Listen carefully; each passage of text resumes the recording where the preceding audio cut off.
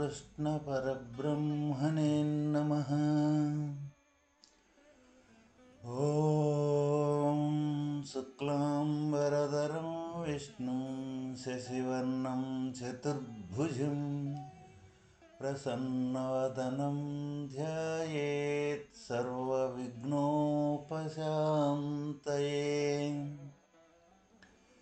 శ్రీ భగవద్గీత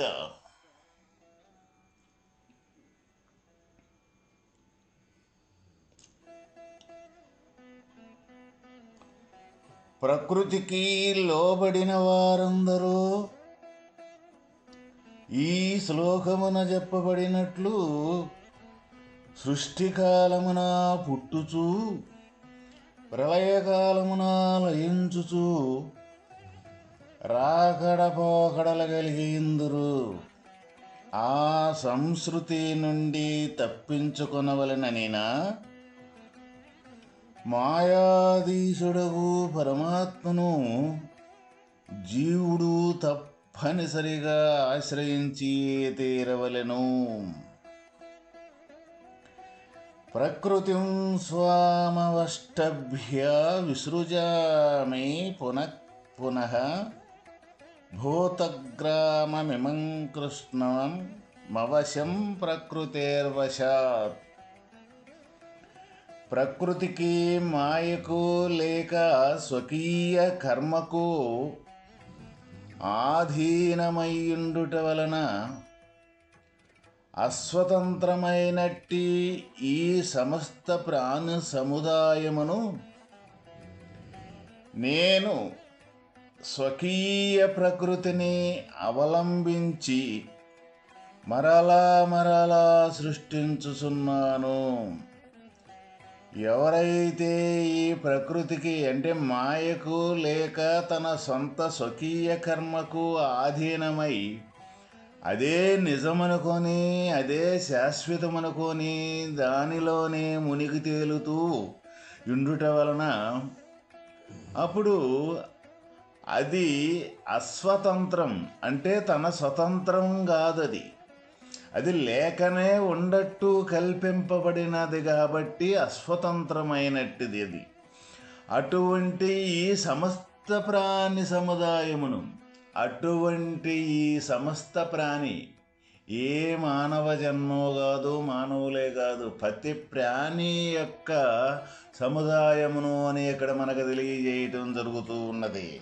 అందువల్ల నేను అంటే ఆ ఆత్మస్వరూపమైతే ఉన్నదో ఆ ఆత్మ యొక్క స్వరూపము స్వకీయ ప్రకృతిని అవలంబించి, అంటే తన సొంతంగా తన స్వశక్తితోటి తనతోటి ఏర్పడ్డ ప్రకృతి ఏదైతే ఉన్నదో తనతోటి ఆత్మ యొక్క స్వరూపంతో కల్పింపబడ్డ ఏ ప్రకృతి అయితే ఉన్నదో ఆ ప్రకృతి ద్వారా మరలా సృష్టించుచున్నాను అని. ఇప్పుడు మనకి ఏదైతే ఉదయాన్నే లేచింది మొదలు మనం మన కార్యకలాపాలైతే ఉన్నవో అవి నిజము అని చేసుకుంటూ వెళ్ళి మళ్ళీ తర్వాత ఏదైతే మన గాఢ సుషుప్తిలో ఈ మొత్తం అణిగిపోయి ఉంటాయో ఆ అణిగిపోయినాక మనం చేసిన ఏ కార్యకలాపాలకు సంబంధించిన వాసనలు, అనుభవాలు, వాటి గుర్తులు మొత్తం కూడా అక్కడ ఏమీ లేకుండా అణిగిపోయి ఉంటాయి. మళ్ళీ అది ఉదయాన్నే లేవటంతో ఆ గుర్తులు కానీ దానికి సంబంధించిన పనుల యొక్క భావనలు కానీ దానికి సంబంధించిన కొరవలు కానీ ఏవైతే ఉండయో అవి వరుసనే మళ్ళీ వాటిని చేసుకుంటూ జరుగుతూ ఉంది.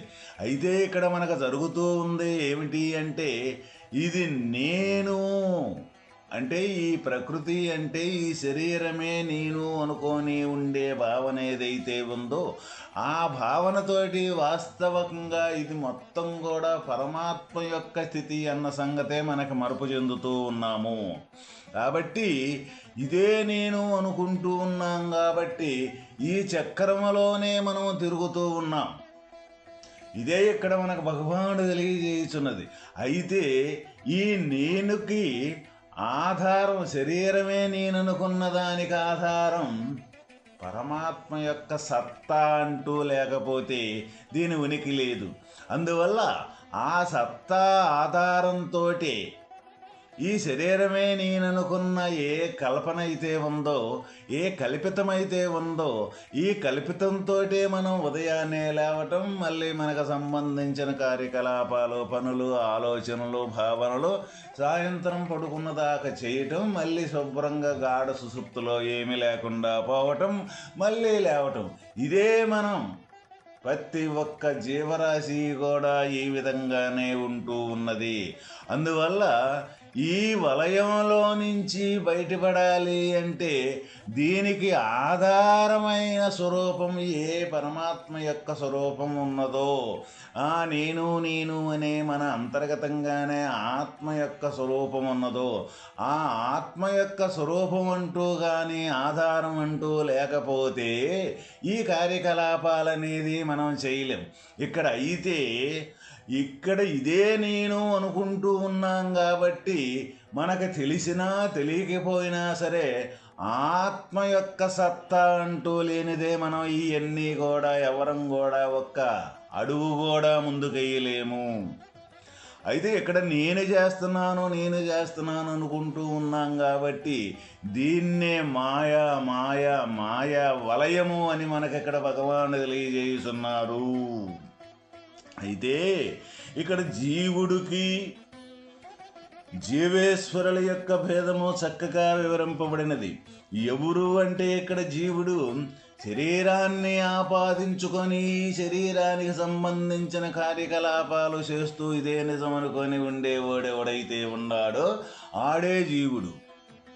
అయితే ఇక్కడ పరమేశ్వరుడు ఎవరు అంటే ఈ శరీరమే కాక సమస్త ప్రపంచం మొత్తం కూడా సర్వవ్యాపకంగా ఉండే సర్వసమానంగా ఉండే యొక్క స్వరూపమే రూపకమైతే ఉన్నదో అటువంటి స్వరూపమే ఇక్కడ పరమాత్మ యొక్క స్వరూపం.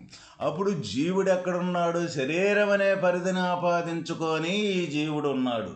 పరమాత్మ ఎక్కడున్నాడు? సమస్తం మొత్తం బ్రహ్మాండములు మొత్తం కూడా నిండి నిబిడీకృతమై ఉండ స్వరూపం. ఆ యొక్క సత్తాతోటి ఇక్కడ ఈ జీవుడికి ఉనికి అనేది కలుగుతూ ఉన్నది అన్నమాట. లేకపోతే జీవుడికి స్వశక్తి అంటూ లేనే లేదు.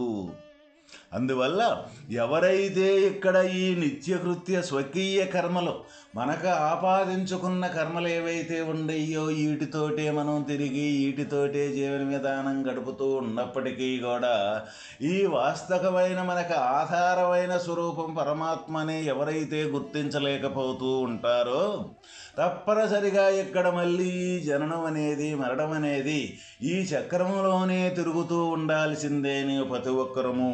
అందువల్ల దీనికి ఒక ఉపమానం ఇక్కడ చెప్తూ ఉన్నారు. ఇప్పుడు ఒక రంగుల రాట్నంపై ఎక్కిన మనుషులు అవసులై తిరుగులాగున, అంటే ఎవరైతే మనం ఒక రంగుల రాట్నం ఏదైతే ఉందో దాంట్లో ఒక 10 మంది ఎక్కి తిరుగుతూ ఉంటుంటాం. అయితే తిరుగుతూ ఉంటే ఆ తిరిగేటప్పుడు ఇక మనం మన స్వాధీనంలో మనం ఉండమన్నమాట. అక్కడ రంగుల రాట్నం తిరిగేటప్పుడు మన స్వాధీనంలో మనం ఉండం. ఎక్కిన కాడి నుంచి ఇక అక్కడ తిప్పేవాడు ఎవరైతే ఉంటాడో ఆ తిప్పేవాడి యొక్క స్వాధీనంలో ఉంటుంది రంగుల రాట్నం అనేది. ఇక తిప్పేవాడు ఎంత తిప్పుతూ ఉంటే ఆ తీరుగా తిరుగుతూ ఉంటుంటాం. అదేవిధంగా ఈ మాయాచక్రం అనేది ఏదైతే ఉందో ఉదయాన్నే లేవటం, మళ్ళీ కార్యకలాపాలు నిత్యకృత్యాలు చేసుకోవటం, మళ్ళీ పడుకోవటం, మళ్ళీ లేవటం, మళ్ళీ పడుకోవటం, ఈ ఉపాధి ధరించింది కానించి ఇది మళ్ళీ క్షీణించే మట్టుకి ఈ రంగుల రాట్నం వల్లే ప్రతి ఒక్క జీవరాశి కూడా ఈ విధంగా తిరుగుతూ ఉన్నది. అయితే ఈ విధంగా ఈ రంగుల రాట్నం తిరుగుతూ ఉంటే ఈ తిప్పేవాడు ఎవరైతే ఉన్నాడో ఆ తిప్పేవాడి యొక్క స్వాధీనంలో ఈ రంగుల రాట్నం ఉన్నట్టు మనం ఈ నిత్యకృత్య కార్యకలాపాలు అయితే ఉండయో వీటిని తిప్పేవాడెవరైతే ఉన్నారో ఆ తిప్పేవాడే ఇక్కడ పరమాత్మ.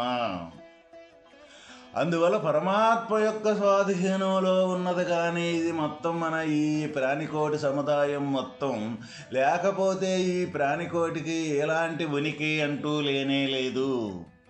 కాబట్టి ఎవరైతే ఈ జనన మరణ అనే చక్రంలో నుంచి, ఈ రంగుల రాటంలో నుంచి, తిరిగే యొక్క ఈ చక్రం మాయా చక్రంలో నుంచి బయటపడాలి అని అనుకుంటే తప్పనిసరిగా ప్రతి ఒక్కరూ కూడా ఆ పరమాత్మని తప్పనిసరిగా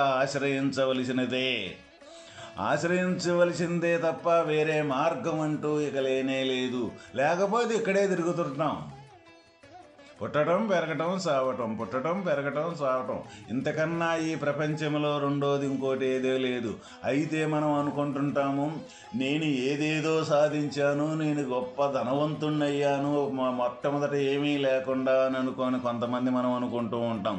ఎంత నువ్వు ధనవంతుడివి అయినప్పటికీ కూడా ఈ ధనవంతుడు అయ్యేదానికి సంబంధించిన వెనక పరమాత్మ యొక్క శక్తి, పరమాత్మ యొక్క సత్తా ఉంటేనే నువ్వు ఈ ధనవంతుడు అయ్యావు.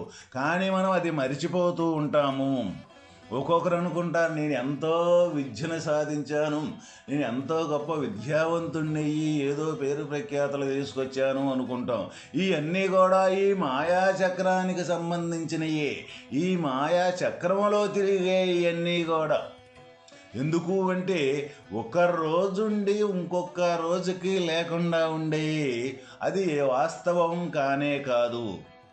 వాస్తవము అంటే ఎప్పుడూ ఒకే రకంగా ఉండే యొక్క వస్తువు ఏదైతే ఉందో, ఒకే రకంగా ఉండే స్వరూపం ఏదైతే ఉన్నదో ఆ స్వరూపమే ఇక్కడ వాస్తవం. కానీ కొద్దిసేపు ఉండి కొద్దిసేపు లేకుండా ఉండే ఎటువంటి పరిస్థితుల్లో కూడా వాస్తవం కానే కాదు.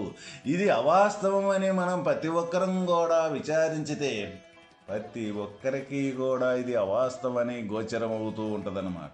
ఎందుకు అవాస్తవని గోచరం? మనం చేసేవి కొద్దిసేపు ఉండి కొద్దిసేపు లేకుండా పోతున్నాయి అన్న సంగతి మనకే అవగతం అవుతూ ఉంటుంది ప్రతి ఒక్కరికి కూడా. ఎక్కడికో పోయి ఏదో విషయాన్ని తెలుసుకోవాల్సింది కాదు, మనల్ని మనం తెలుసుకుంటే ప్రతి ఒక్క విషయం గోచరం అవుతూనే ఉంటుంది. ఏది మాయ, ఏది మాయ కానిది. ఇప్పుడు మనకి ఒక ఆనందకరమైన విషయం మనకి ఒకటి తయారయ్యింది. అయితే అంతకుముందు లేని ఆనందం తయారైనప్పుడు ఆ ఆనందం కొద్దిసేపు ఉంటుంది, పోనీ ఇంకా కొద్దిసేపు ఉంటుంది, ఒక రోజు ఉంటుంది లేదా 2 రోజులు ఉంటుంది. అయితే 3వ రోజైనా సరే ఆ ఆనందం అనేది మనకు ఉంటూ ఉన్నదా? ఎటువంటి పరిస్థితుల్లో కూడా ఉండదు. అదేవిధంగా ఒక బాధాకరమైన విషయం తయారైంది, అది కూడా ముందు లేని యొక్క బాధ తయారైంది, సృష్టి అయింది. అయితే దానికి సంబంధించిన ప్రభావం ఎంతసేపు అయితే ఉంటుందో అంతసేపు ఉంటుంది, మళ్ళీ అదే పోతుంది. అయితే ఇక్కడ నాకు ఆనందంగా ఉన్నాను నేను అనే మిగిలి చూసే జ్ఞానం ఈ ఆనందం కాడ ఉన్నది. అదేవిధంగా ఇక్కడ బాధాకరమైన విషయం వచ్చినప్పుడు నాకు ఈ బాధ వచ్చింది అని చెప్పి ఈ బాధాకర విషయం కాడ కూడా ఉన్నది ఈ మిగిలి చూసే యొక్క జ్ఞానము. అయితే ఇక్కడ ఏ తొలగిపోయినాయి? వచ్చిన ఆనందం తొలగిపోయింది, వచ్చిన దుఃఖం తొలగిపోయింది. ఈ ఆనందం కాడ కానీ ఈ దుఃఖం కాడ కానీ ఉండి మిగిలి చూసే జ్ఞానం ఎప్పుడు ఒకే రకంగా ఉన్నది. వాస్తవము అంటే అట్లా ఉండాలి. అదేవిధంగా ఇక్కడ పరమాత్మ యొక్క స్వరూపం ఎటువంటిది అంటే, ఈ శరీరం తయారుగాకతలకే ఉన్న స్వరూపమైతే ఉన్నదో ఆ స్వరూపం శరీరం తయారు కాకతలకే ఉన్నది, శరీరం తయారైనాక ఉన్నది, మళ్ళీ ఈ శరీరం తొలగిపోయినాక కూడా ఉన్నది. అటువంటి యొక్క స్వరూపమే ఇక్కడ దైవ స్వరూపము అంటే. అటువంటి దైవం యొక్క ఆధారంతో మనం మొత్తం కూడా ప్రతి ఒక్క జీవరాశి ప్రతి ఒక్క ప్రాణికోటి కూడా ఇక్కడ జీవనోపాధి చేస్తూ ఉన్నది. కానీ వేరే మన స్వయం కృషి అంటూ బేస్ తోటి ఎటువంటి పరిస్థితుల్లో కూడా కానే కాదు. అయితే ఎవరికి వాళ్ళు నేను అనే మాయలో ఉన్నాం కాబట్టి, ఈ మాయనే చక్రంలో మనం తిరుగుతున్నాం కాబట్టి నేను చేస్తున్నా నా ప్రయత్నం అనుకుంటున్నాం. నేను నాది అనే ప్రయత్నానికి కూడా ఆధారమైన స్వరూపం పరమాత్మ. అందువల్ల ప్రతి ఒక్కరము కూడా ఈ నేను అనే ఈ మాయా వలయంలో నుంచి బయటపడాలి అంటే తప్పనిసరిగా మన అంతర్గతంగా ఉండే ఆత్మస్వరూపమైతే ఉన్నదో ఆ ఆత్మస్వరూపం కాడకే తప్పనిసరిగా ప్రతి ఒక్కరము చేరుకొని ఆ ఆత్మ యొక్క స్వరూపంతో ఈ మాయ మొత్తం ఉన్నది, ఇదంతా ఉన్నది అన్న విషయాన్ని మనం గ్రహించి దానికి సంబంధించిన సాధనలు ఏవైతే ఉన్నావో ఆ సాధనలు కానీ చేసి తప్పనిసరిగా మన స్వస్థానం తప్పనిసరిగా ప్రతి ఒక్కరూ చేరుకోవచ్చు. ఆ చేరుకునేదానికి సంబంధించిన ఈ సద్గ్రంథాలు కానీ ఈ భగవద్గీత, భాగవత, భారతాలు అని మనకు అనేక రకాల మన పూర్వీకులు అటువంటి సద్వస్తువును చేరి ఈ అసత్యమైన వస్తువుని లేదు అని చెప్పుకుంటూ అసత్యమైన వస్తువు ద్వారానే ఈ సత్య వస్తువుని తెలుసుకోవాలి అని అనేక రకాల అష్టాదశ పురాణాలు కానీ ఇక ఎన్నో రకాల చరిత్రలో ఎన్నో రకాల విధానాలు మనకి ఒక్కొక్క దేవుళ్ళని పేర్లు పెట్టి ఆ పేర్లతోటి మనకి వెనక తరానికి సంబంధించి ఈ మాయావలయంలో నుంచి తప్పించుకునేదానికి చేసిన యొక్క ఆ మహనీయుల యొక్క ప్రయత్నమే ఇదంతా కూడా. కాబట్టి ఎవరైతే ఇది మాయా అని తెలుసుకొని మాయకి ఆధారమైన స్వరూపంగా నేను అనుకునే ఈ జ్ఞానం ఎక్కడి నుంచి తయారవుతూ ఉన్నది అన్న విషయాన్ని తెలుసుకొని ముందు ఆ జ్ఞానాన్ని తెలుసుకొని ఆ జ్ఞానమే నేనని ఆ జ్ఞానం కాడ ఎవరైతే నిలబడగలుగుతారో అప్పుడు ఆ జ్ఞానం యొక్క ఆధారంతో మన ఇంద్రియ వ్యామోహం మొత్తం మనసుతో కూడా కూడుకొని మన ఇంద్రియ వ్యామోహం మొత్తం నడుస్తూ ఉన్నదన్న విషయాన్ని గ్రహించినప్పుడు అప్పుడు ఈ మొత్తం కూడా రాకడ పోకడలు కలిగినవి అయిపోతాయి.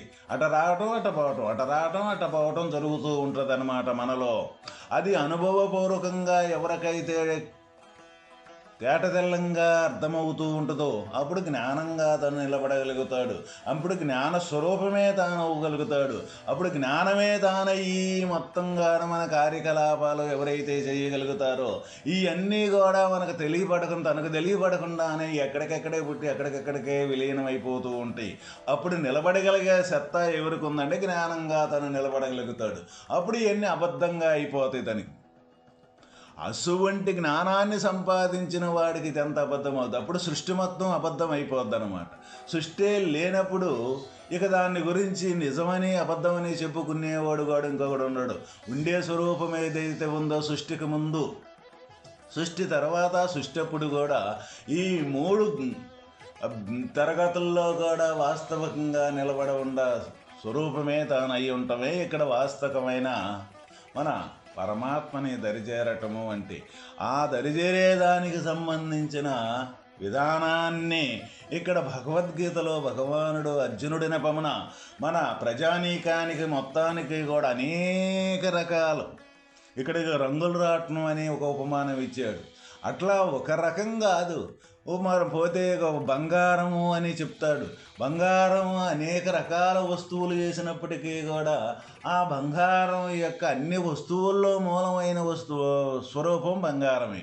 అప్పుడు మనం బంగారంగా చూస్తే ఈ వస్తువులన్నీ కూడా బంగార వస్తువులే అవుతాయి. అదే రకంగా మనం ఈ జీవరాశులు ఈ ప్రాణికోటి మొత్తం కూడా ఆ బంగారం యొక్క వస్తువులు అనేక రకాలుగా ఉండట్లుగానే ఈ ప్రాణి సముదాయం మొత్తం కూడా అనేక రకాలుగా ఉంది. అయితే మూలం పరమాత్మ యొక్క వస్తువే. అదేవిధంగా ఈ బంగారం యొక్క అన్ని వస్తువుల యొక్క మూలం బంగారమే. అదే ఈ ప్రాణికోటి సముదాయం మొత్తం కూడా పరమాత్మ యొక్క వస్తువే మూలం. కాబట్టి అటువంటి సత్యస్వరూపమైన పరమాత్మని మనం పొందేదానికి చేరేదానికి మనం కల్పింపబడ్డ ఏదైతే ఉందో దాన్ని తొలగించుకోవటమే వాస్తవమైన దైవ మార్గము. ఓం తత్సత్.